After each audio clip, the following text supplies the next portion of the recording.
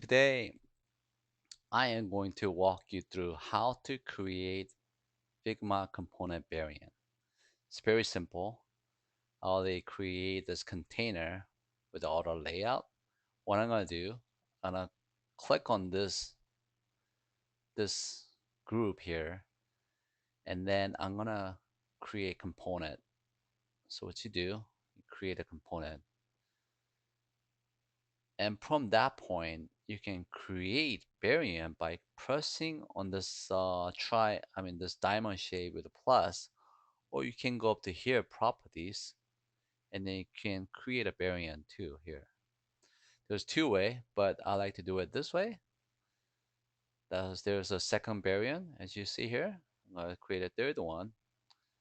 So there's a little plus sign. You can also create a variant, and you can do on the right side. There's so many different ways. There's three different way here. So I already create third one, and then I'm gonna create the last one here.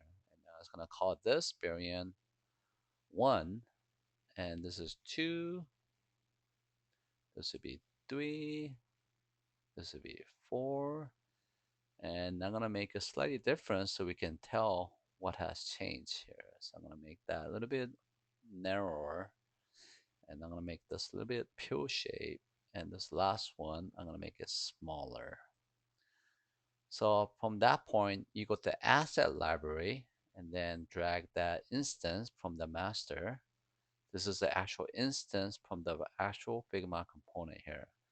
So now you see this instance has the four different variant we just created. So if you go to the right side panel, you see there's all this drop down here. So I can click on variant 2, variant 3, and variant 4. That is it. If you like the video, press thumb like, and then I'm hoping to create more video. Thank you.